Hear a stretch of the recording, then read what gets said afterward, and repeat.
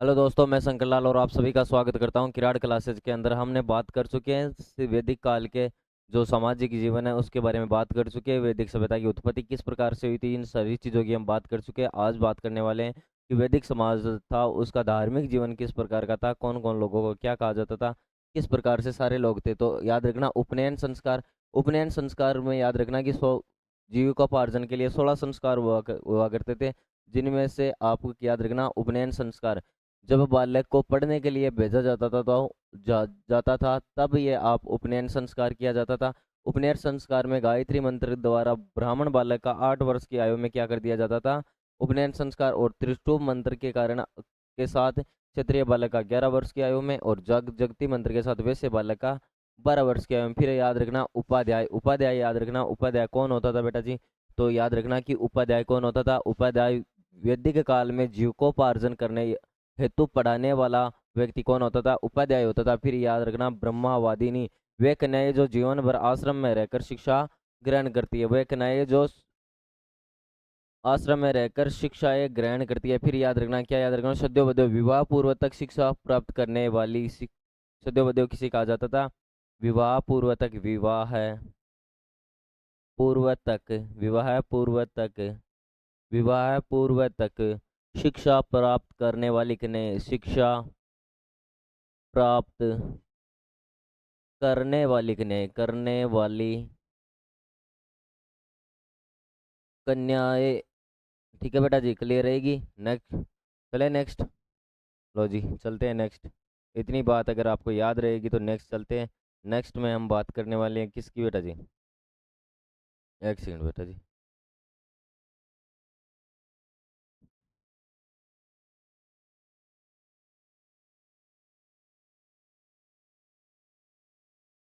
इतनी बात हो गई हमारी, क्लियर है सभी को, इतनी बात क्लियर है। चले नेक्स्ट।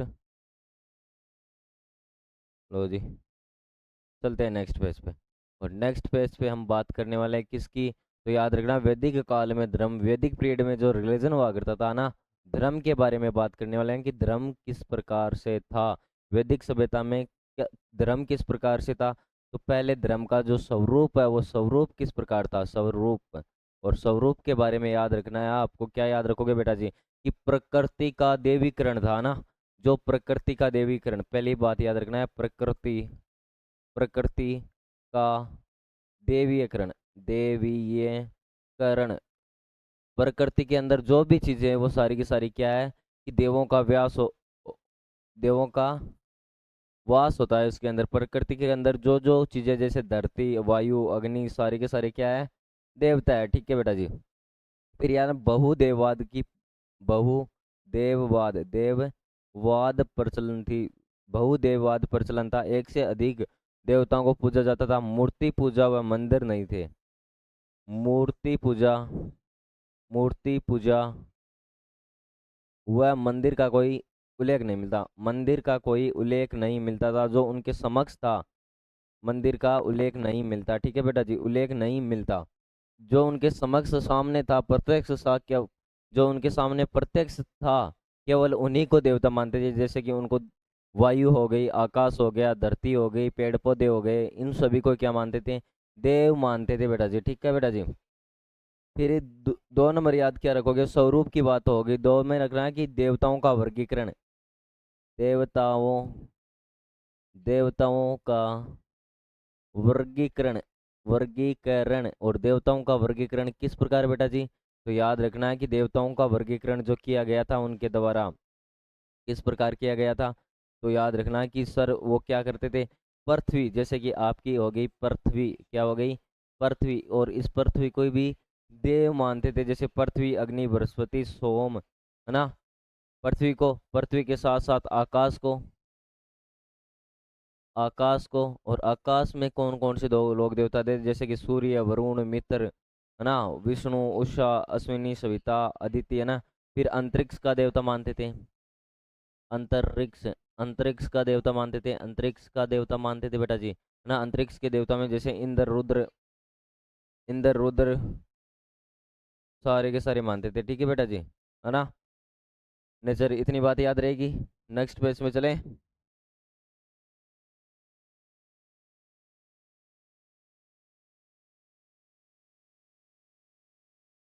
फिर याद रखना कि इनके जो प्रमुख देवता थे, क्या, इनके जो प्रमुख देवता, प्रमुख देवता जो थे, प्रमुख देवता वो कौन कौन से थे गुरुजी? तो याद रखना कि इनके इनके प्रमुख देवताओं में पहले सबसे नाम लिया जाएगा इंद्र का। किसका नाम लिया जाएगा आपके? इंद्र का। मी, है ना, या पुरंदर क्या कहा गया था? विश्व का स्वामी, विश्व का स्वामी, या क्या कहा गया था? पुरंदर, पुरंदर कहा गया था। किसको? आपके इंद्र को कहा गया था। और इंद्र को ऋग्वेद में कितने सूक्त दिए गए हैं? 250 सूक्त केवल और केवल किन के हैं? इंद्र को दिए गए हैं, या इंद्र की स्तुति में। और साथ ही साथ याद रखना किसके देवता थे भाई? युद्ध व वर्षा के देवता माने जाते थे। युद्ध व वर्षा के देवता, युद्ध व वर्षा के देवता, युद्ध व वर्षा के देवता कौन थे आपके? इंद्र थे बेटा जी। कौन थे? इंद्र थे। फिर याद, क्या याद रखना कि इंद्र के बाद में आप अग्नि, अग्नि, और अग्नि को भी कितने सूक्त थे ऋग्वेद में? 250 सूक्त। कितने थे? 250 सूक्त दिए गए थे बेटा जी, है ना। फिर याद रखना है कि गुरुदेव, क्या याद रखना है? वरुण के बारे में। सोम कौन होता था?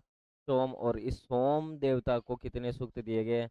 ऋग्वेद के 9वें मंडल में उल्लेख मिलता है। ऋग्वेद, ऋग्वेद के 9वें मंडल में उल्लेख मिलता है। और क्या उल्लेख मिलता है? कि इसको कितने, एक एक चार सूक्त दिए गए हैं। कितने? एक एक चार सूक्त दिए गए बेटा जी, है ना। फिर याद रखना आपको क्या याद रखोगे बेटा जी? याद रखना कौन सा? वरुण देवता। कौन सा? वरुण देवता। और वरुण देवता जैसे कि समुद्र का देवता। किसका? समुद्र का देवता, समुद्र का देवता, समुद्र का देवता। ठीक है बेटा जी, क्लियर है इतनी बात? फिर क्या याद रखना है कि यहाँ पर याद रखना ईरानी, ईरानी नाम क्या मिलता है? वैदिक से यूनानी नाम ओरनीज मिलता है। वाहन मगरमच्छ था। ठीक है बेटा जी। अरायणी जंगल की देवी। फिर याद रखना है कि अ,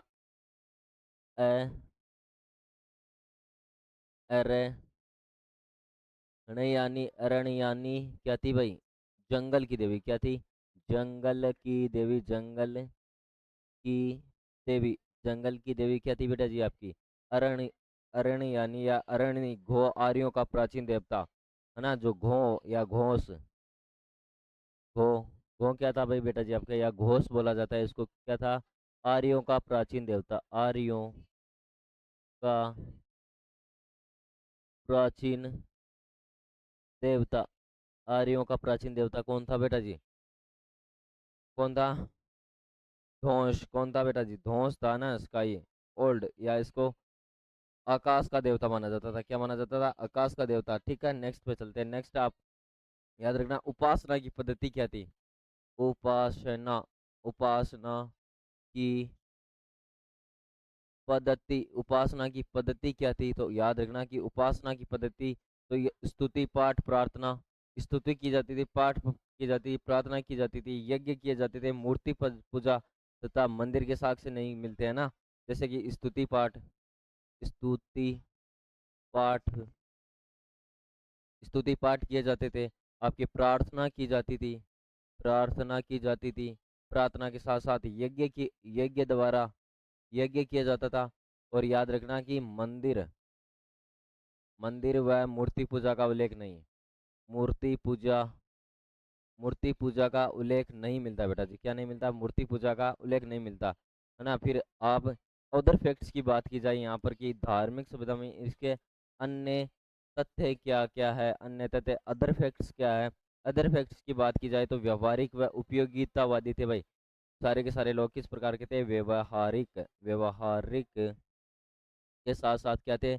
उपयोगितावादी के, उपयोगिता, यो उपयोगितावादी थे, उपयोगितावादी थे। बस उपयोग करके देवता मानते थे ना, पहले उस पर विश्वास करे फिर उसे देवता माना जाता था। फिर सांसारिक जीवन के निवृत्त हुए बिना धार्मिक कार्यों का संपादन करते थे। सांसारिक जीवन को बिना किसी अपनाए हुए धार्मिक जीवन यापन करते थे।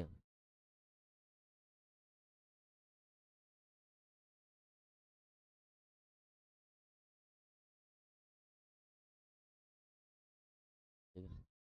हम्म।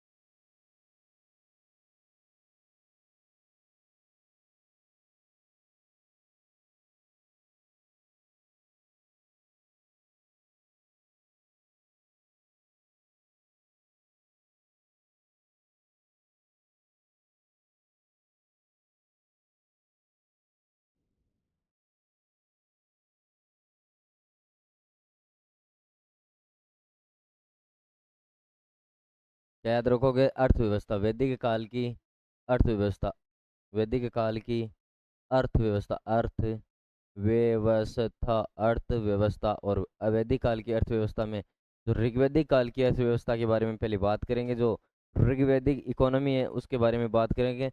पहला एक व्यवस्था में बात की जाए तो मुख्य व्यवसाय क्या, मुख्य व्यवसाय क्या था भाई, मुख्य आय का साधन क्या था उनके पास में? तो याद रखना क्या था? ओबीएस देख लो, ओबीएस देख, ओबीएस।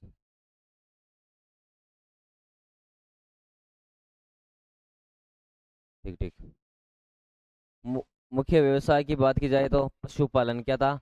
पशुपालन, पशुपालन उनका, पशुपालन, पशुपालन क्या था बेटा जी? पशुपालन क्या था? उनका मुख्य व्यवसाय हुआ करता था। ठीक है बेटा जी। फिर याद रखना कि पशु कौन कौन से पाला करते थे, पशु कौन कौन से पाला करते थे? तो याद रखना बेटा जी, कौन कौन से पशु पाला करते थे? तो याद रखना जैसे कि पशु, पशु में पूछा जाए तो आपको बताना है कि जैसे कि गाय, गाय हो गई आपकी, गाय के साथ साथ आपकी क्या हो गया? बैल हो गया, बैल के साथ साथ में आपकी भैंस हो गई, है ना?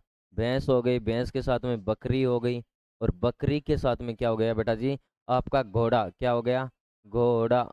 बकरी के साथ में क्या हो गया आपका? घोड़ा हो गया बेटा जी, क्या हो गया? घोड़ा। और गाय सबसे पवित्र पशु था। गाय क्या था बेटा जी? गाय के बारे में याद रखना, सबसे पवित्र पशु, सबसे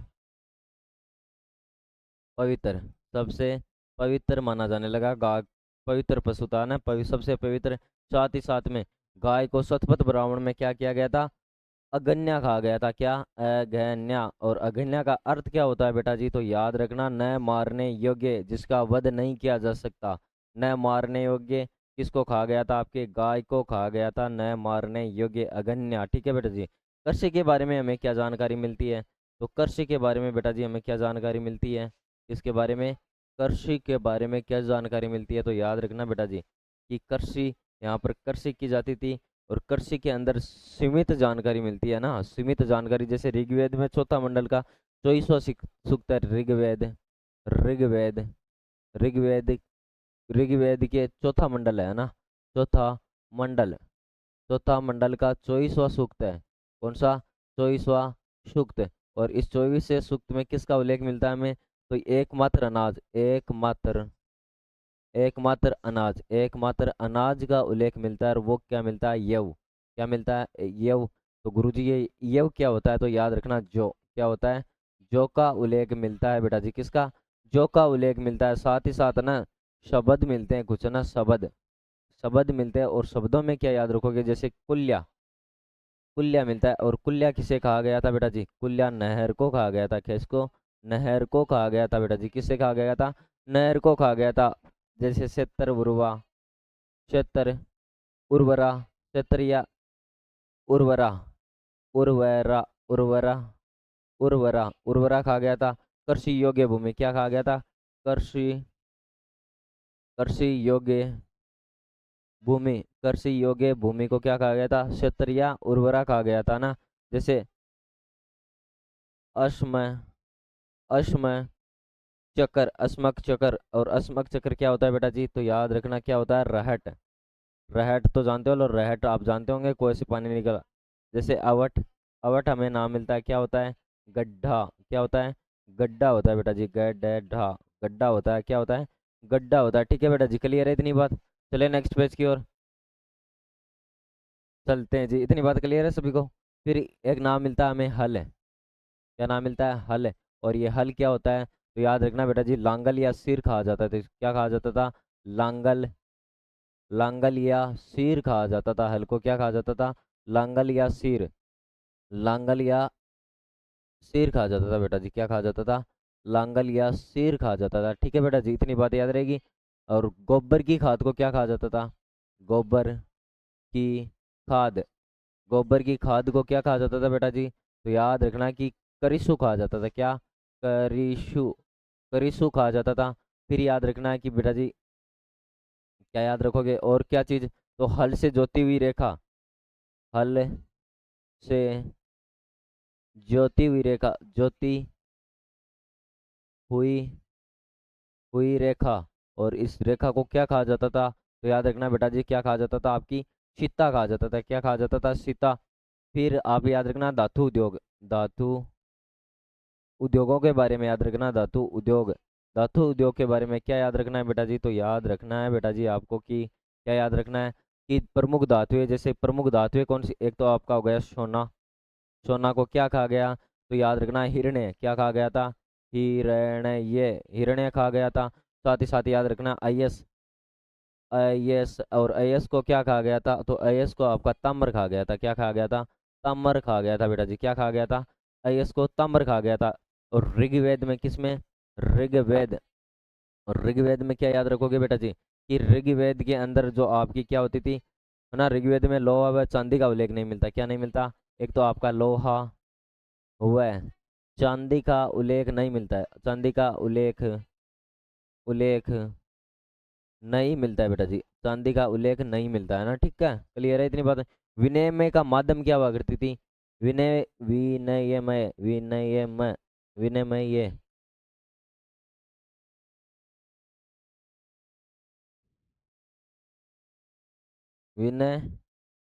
विनिमय के साधन या माध्यम क्या था विनिमय का? तो वस्तु विनिमय प्रणाली थी। कौन सी? वस्तु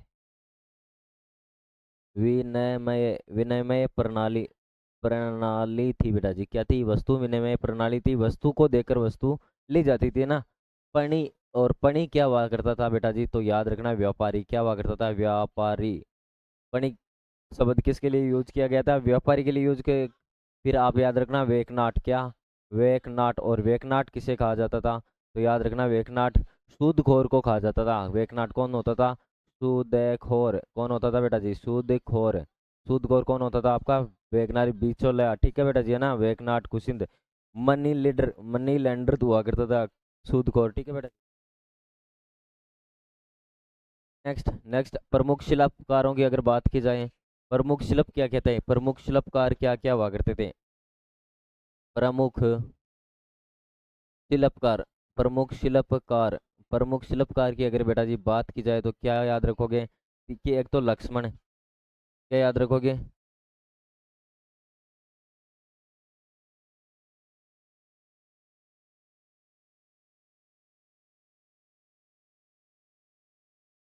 क्या याद तक्षण। क्या याद रखोगे? तक्षण। और तक्षण में क्या याद रखना है बेटा जी? तो याद रखना है कि तक्षण में बढ़ई व रथ निर्माण करने वाला तक्षण कौन हुआ करता था? बढ़ई या रथ निर्माण करने वाला। रथ निर्माण करने वाला हुआ करता था। रथ निर्माण करने सबसे विकसित व शिल्प समूह है। सबसे विकसित। सबसे सबसे सबसे विकसित शिल्प समूह हुआ करता था। ठीक है बेटा जी। तक्षण के बाद में याद रखना करमार। क्या याद रखोगे?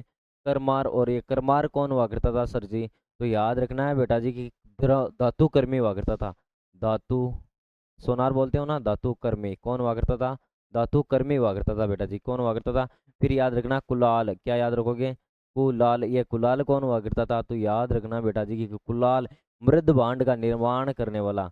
मृद भांड। मृद भांड का निर्माण करने वाला। निर्माण करने वाला।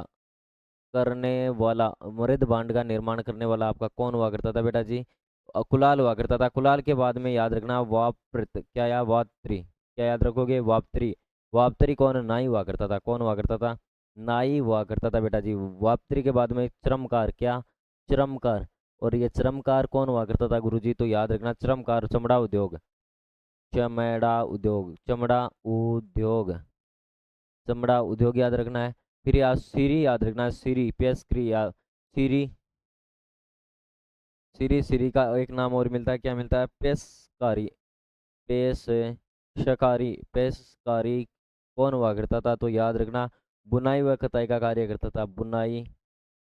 बुनाई व कताई। बुनाई व कताई का कार्य करता था बेटा जी। बुनाई व कताई का कार्य करने वाला कौन था आपका?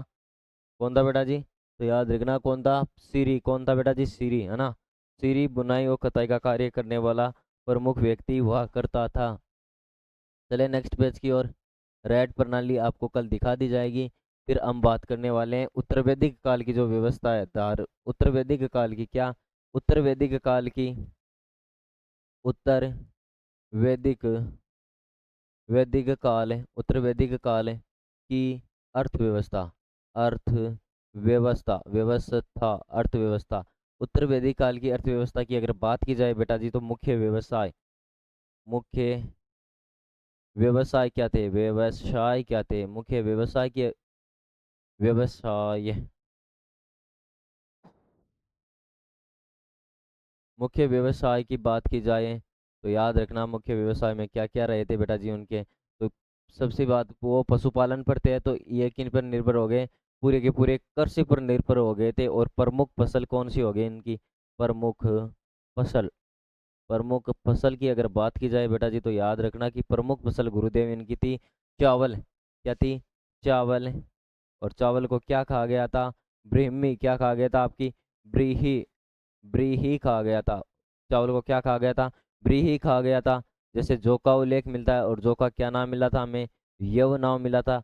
जौ के साथ साथ याद रखना कि गुरुदेव और आपको गेहूं का भी मिलता है ना गेहूं गेहूं का भी उल्लेख मिलता है। और गेहूं को क्या कहा गया था इन लोगों के द्वारा गोधूम क्या कहा गया था गोधूम क्या कहा गया बेटा जी गोधूम कहा गया था। गोधूम के साथ साथ याद रखना उड़द का मिलता है। किसका उल्लेख मिलता है उड़द उड़द उड़द का उल्लेख मिलता है। और उड़द को क्या कहा गया था तो मांस कहा गया था। क्या कहा गया था मांस कहा गया था मांस। उड़द के साथ साथ इन यहाँ पर एक और मिलता है क्या ससरप क्या मिलता है ससरप क्या मिलता है ससरप को नाम मिलता है। और या ससरप ससरप को क्या कहा गया था सरसों सरसों का भी उल्लेख मिलता है बेटा जी सरसों का भी उल्लेख। फिर इच्छू इच्छू किसे कहा गया था बेटा जी इच्छू। तो इच्छू याद रखना बेटा जी गन्ने को कहा गया था। किसको गन्ना किसे कहा गया था आपके गन्ने को कहा गया था। शतपथ ब्राह्मण में देख याद रखना कि शतपथ ब्राह्मण ब्राह्मण शतपथ ब्राह्मण। और शतपथ ब्राह्मण के अंदर आपको क्या मिलेगा बेटा जी याद रखना कि शतपथ ब्राह्मण के अंदर 4 प्रकार की कृषि क्रियाएं का उल्लेख मिलता है। 4 प्रकार की कृषि क्रियाओं का उल्लेख मिलता है जैसे कि कर्षण कर्षण एक तो आपकी हो गई कर्षण है ना कर्षण कर्षण हो गई कर्षण किसे जैसे कि जुताई करना कर्षण का अर्थ होता है जुताई। कर्षण का अर्थ क्या होता है बेटा जी जुताई। जुताई के साथ साथ याद रखना वपन क्या वपन। और वपन का क्या याद रखोगे बेटा जी तो याद रखना बुआई। वपन को क्या कहा गया बुआई को कहा गया। वपन किसे कहा गया बुआई को कहा गया ठीक है बेटा जी। फिर याद रखना लवन क्या याद रखोगे लवन। और लवन किसे कहा गया था तो याद रखना कटाई को। लावणी कौन बोला गया है? कटाई लावणी क्या लवण वैसे लवण।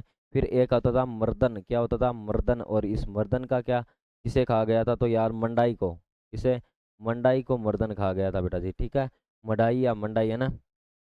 फिर याद रखना एक हमें मिलती है कांठक संहिता क्या कांठक संहिता संहिता। इसके अंदर क्या संहिता में क्या मिलता है कांटक संहिता के अंदर क्या मिलता है 24 बेलों से सीधे खींचे जाने वाला हल का उल्लेख।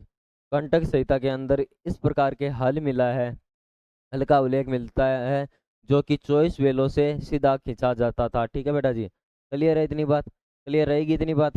फिर अंतरजी खेड़ा यूपी लोहे से नोक वाला हल्का फाल मिला भाई ठीक है अंतरजी खेड़ा अंतर जी खेड़ा जगह का नाम है बेटा जी है ना। अंतरजी खेड़ा कहाँ पर यूपी में। और यहाँ पर आपकी वैदिक कालीन है ना तीखी नोक वाला लोहे का हल मिला है ना लोहे का हल लोहे का हल मिला है बेटा जी लोहे का हल मिला है। क्लियर है इतनी बात क्या क्लियर है इतनी बात। फिर याद धातु उद्योगों के बारे में याद रखना है। किसके बारे में बेटा जी धातु उद्योग क्या याद रखना है धातु उद्योग। और धातु उद्योग में क्या याद रखना है बेटा जी तो धातु उद्योग में याद रखना है कि जैसे कि धातु उद्योग में एक तो आपका लोहा उद्योग का विकसित हो गया था। लेकिन ऋग्वैदिक काल में लोहा का उल्लेख नहीं मिलता। लोहा को क्या कहा गया था श्याम अयस श्याम अयस कहा गया था श्याम अयस कहा गया था बेटा जी श्याम अयस ठीक है बेटा जी। और या कृष्ण अयस श्याम अयस या कृष्ण अयस कहा गया था कृष्ण अयस कहा गया था अयस कहा गया था कहाँ पर आपके उत्तर वैदिक काल में। उत्तर वैदिक काल में लोहा का उल्लेख मिलता है ठीक है बेटा जी। ताम्र फिर ताम्र को क्या कहा गया था तांबे को कहा गया था तो याद रखना लोहित अयस क्या कहा गया था लोहित अयस लोहित अयस कहा गया था बेटा जी क्या कहा गया था लोहित अयस कहा गया था। फिर याद रखना चांदी, और इस चांदी को क्या कहा गया था? तो याद रखना चांदी को कहा गया था रुक्कम। क्या कहा गया था? रुकम। रुक्कम कहा गया था। और रुक्कम के साथ साथ क्या कहा गया था आपके? रुक्कम के साथ साथ रूप कहा गया था। क्या कहा गया था? रूप कहा गया था बेटा जी। क्या कहा गया था? रुक्कम या रूप कहा गया था ना, या रुपए कहा गया था? रुपए, ये रुपए कहा गया था बेटा जी, है ना। ठीक है, क्लियर है इतनी बात। फिर आरंभिक मुद्राएं कौन सी थी? आरंभिक, आरंभिक मुद्राएं। अगर आरंभिक मुद्राओं की बात की जाती है, मुद्रा, पहले कौन से सिक्के चलते थे? तो आरंभिक, जैसे कि एक निशक क्या चलता था? निशक चलता था, निशक। और निशक क्या हुआ करता था? सोने का सिक्का हुआ करता था, है ना। सोने का सिक्का, सोने का सिक्का जिसे क्या कहा जाता था आपका? निशक कहा जाता था बेटा जी। क्या कहा जाता था?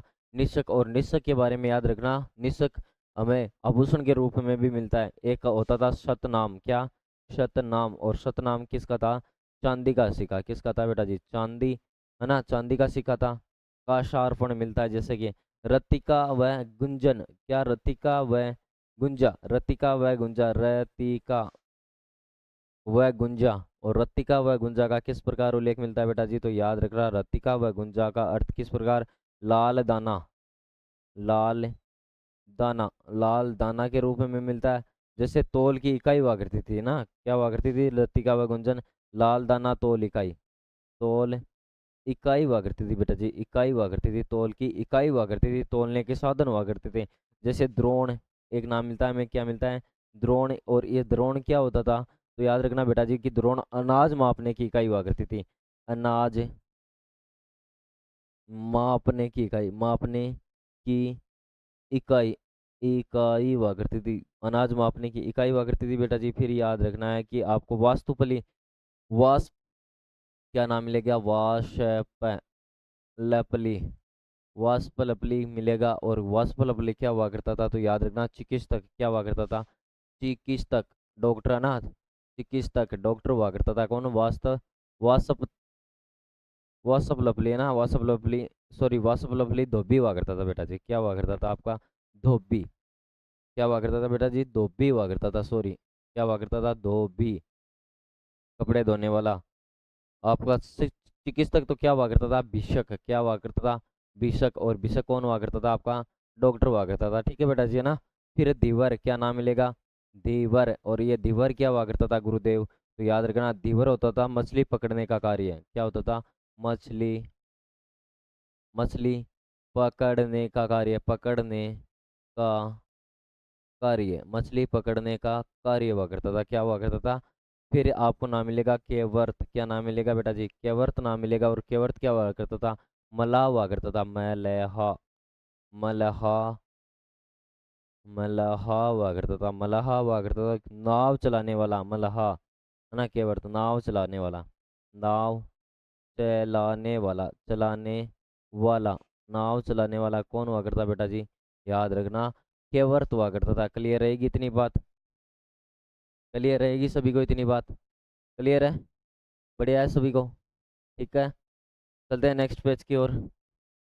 नेक्स्ट पेज में जाने से पहले हम बात करने वाले हैं कुछ यहाँ पर चलने वाले विवाहों के बारे में। जो उत्तर वैदिक या ऋग्वैदिक काल में जो विवाह चलते थे, दो प्रकार के विवाह चलते थे ना, दो प्रकार के विवाह। वैसे हमारे 8 प्रकार के विवाहों का क्या हुआ है बेटा जी? 8 प्रकार के विवाहों का उल्लेख मिलता है, जिसमें हम यहाँ पर बात करने वाले हैं अनुलोम और प्रतिलोम विवाह के ना। जो उत्तर वैदिक काल में 2 प्रकार के विवाह हुआ करते थे, 2 प्रकार के विवाह के विवाह हुआ करते थे बेटा जी, विवाह हुआ करते थे, जिनमें से एक नंबर तो था आपका अनुलोम। क्या था? अनुलोम, अनुलोम विवाह था। और 2 नंबर का था प्रतिलोम, है ना। अनुलोम विवाह में वर्ण के आधार पर किस प्रकार बांटा गया था? तो वर्ण के आधार पर तो जैसे कि उच्च वर्ण का लड़का और निम्न वर्ण की स्त्री से विवाह। उच्च वर्ण का लड़का, उच्च वर्ण का लड़का, लड़का जो क्या करता हो बेटा जी? निम्न वर्ण की स्त्री से विवाह निम्न वर्ण, निम्न वर्ण की स्त्री से विवाह, वर्ण की स्त्री से विवाह, स्त्री से विवाह से विवाह कर ले, है ना। फिर याद रखना, वर्ण के साथ साथ संतान, उनकी संतान, होने वाली संतान क्या कहलाएगी? संतान की अगर बात की जाए तो उच्च जाति के माता पिता के समान, है ना, उच्च जाति के माता पिता के समान, माता पिता के समान जिस कुल का लड़का है उसी कुल की उसकी संतान मानी जाएगी। प्रोत्साहन, प्रोत्साहन क्या किया जाता था, उनको प्रोत्साहन किया जाता था, तो याद रखना प्रोत्साहित क्या किया जाता, प्रोत्साहित किया जाता था भाई, उपहार दिए जाते थे, ठीक है बेटा जी, है ना। फिर एक आपका नाम मिलेगा, क्या नाम मिलेगा बेटा जी, क्या नाम मिलेगा, तो याद रखना दूसरा विवाह कौन सा हो जाएगा आपका, दूसरा विवाह हो जाएगा बेटा जी, आपका दूसरा विवाह हो जाएगा प्रतिलोम, कौन सा हो जाएगा, प्रतिलोम विवाह हो जाएगा। और प्रतिलोम विवाह इसका उल्टा, है ना, इसका उल्टा किस प्रकार कि निम्न वर्ण की लड़की और निम्न वर्ण की लड़की, निम्न वर्ण की लड़की और उच्च वर्ग का लड़का, नहीं नहीं सॉरी, निम्न वर्ण का लड़का, निम्न वर्ण का लड़का, निम्न वर्ण का लड़का व उच्च वर्ग की, उच्च वर्ण, उच्च वर्ण की लड़की, लड़की जैसे क्षत्रिय लड़का और ब्राह्मण लड़की से विवाह कर ले, है ना। उस प्रकार चार वर्णों में सबसे निचला, है ना, जो चार वर्ण थे, कौन कौन से वर्ण थे चार बेटा जी, कौन कौन से चार वर्ण थे, तो याद रखना एक तो आपका ब्राह्मण, ब्राह्मण के बाद में क्षत्रिय, क्षत्रिय के बाद में वैश्य, वैश्य के बाद में आपका कौन सा था, शूद्र, है ना, शूद्र के बाद में सॉरी वैश्य, ना ना वैसे वैसे के बाद में शूद्र, है ना, ठीक है बेटा जी। और शूद्र माना चार वर्णों में सबसे निचला माना जाता था और हतोत्साहित किया जाता था, हतोत्साहित किया जाता था, हतोत्साहित किया जाता था, बिल्कुल उसका उल्टा। समझ में आ गया। अनुलोम का किस प्रकार याद रखोगे, अनुलोम, अनुलोम में याद रखना जो अनु है, अनु क्या है, एक लड़का है और लड़का क्या है, उच्च वर्ण का है। प्रतिलोम में क्या रखोगे कि प्रीति है जो कि क्या है, उच्च वर्ग की है, प्रीति क्या है, उच्च वर्ग की, दोनों याद रहेंगे बेटा जी, क्लियर है। चले नेक्स्ट की ओर, चलते हैं नेक्स्ट की ओर।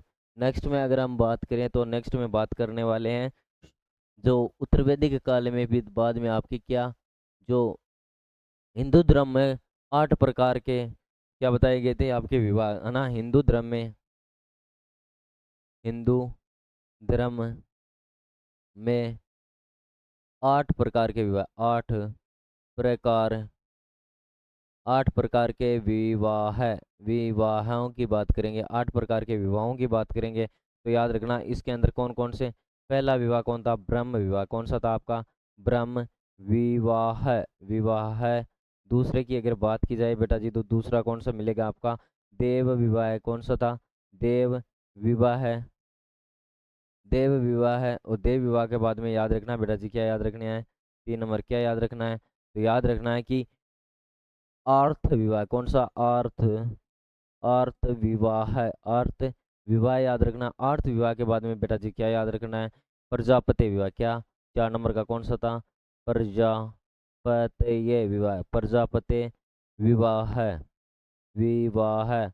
ये चारों के चारों किस प्रकार के विवाह थे, उच्च श्रेणी के विवाह हुआ करते थे, किस प्रकार के, उच्च श्रेणी का। पांचवा आपको मिलेगा कौन सा, असुर विवाह, कौन सा मिलेगा बेटा जी, असुर, असुर विवाह है, विवाह है, असुर विवाह है।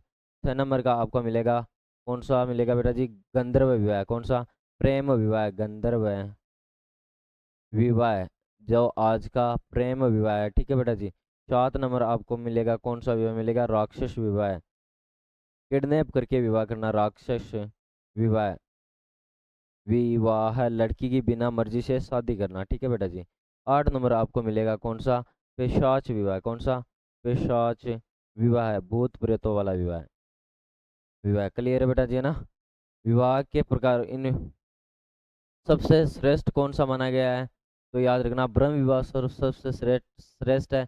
ये चारों के चारों निम्न स्तर के विवाह थे, चारों के चारों किस प्रकार के थे, निम्न वर्ग। सबसे श्रेष्ठ विवाह आपका ब्रह्म विवाह था। सबसे निम्न कोटि का, निम्न कोटि का कौन सा माना गया बेटा जी, पिशाच विवाह माना गया। विवाह के प्रकारों की विशेषताओं की अगर बात की जाए तो ब्रह्म विवाह था वो अच्छे स्वभाव व उत्तम कुल के वर से कन्या से किया जाता था और वैदिक रीति से करना अनिवार्य था, ठीक है बेटा जी। फिर देव विवाह की अगर बात की जाए, आपके देव विवाह की बात की जाए तो देव विवाह में याद रखना यज्ञ और ऋग्वेद अलंकृत कर कन्या को देना ना, ऋग्वेद का पूरा पाठ करके फिर कन्या को विवाह करवाया जाता था बेटे। फिर आर्य विवाह धर्म के लिए वर से एक या दो जोड़े गाय बैल देकर कन्या को सौंपना ना।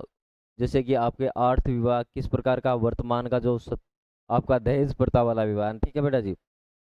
फिर आपका प्रजापति विवाह, और प्रजापति विवाह में पूजन के बाद पिता कन्यादान करते थे, है ना, पहले पूजा करवाते थे।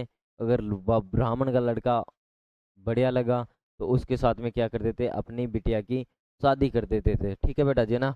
फिर ये तो थे प्रजापति जो उच्च श्रेणी के विवाह थे। निम्न श्रेणी के विवाहों में याद रखना, क्या याद रखोगे बेटा जी, जो आपका असुर विवाह था, यह तो किस प्रकार का विवाह था, असुर विवाह। असुर विवाह मतलब असुरों जैसा, असुरों वाला विवाह, ग्रह विवाह, गंधर्व विवाह वाले, है ना, वर व वधु दोनों एक दूसरे को पसंद करते थे और उसकी प्रेम की सहमति पर किया जाता था बेटा जी, है ना। जैसे कि आज का प्रेम विवाह है आपका। राक्षस विवाह में याद रखना है कि राक्षस विवाह में कन्या पक्ष के साथियों के मतलब कि घायल करके, कन्या पक्ष के जो लोग हैं अगर कन्या को ब्याह नहीं देते तो लड़के वाले आते, कन्या पक्ष वाले को मार पीटते और जबरदस्ती विवाह करके ले जाते, या कन्या पक्ष वाले या कन्या भी नहीं मानती तो उसे उठा कर ले जाते थे। पिशाच विवाह में क्या हुआ करता है, सोई हुई शराब आदि पीने उत्तम और एकांत में संबंध स्थापित करने किया जाता था। इसमें क्या किया जाता था कि या तो कन्या सोई हुई है या उसे शराब आदि पिला दी जाती थी, या वो अकेले होने का फायदा उठा लिया जाता था और उठाकर ले जाते थे बेटा जी, ठीक है, क्लियर है।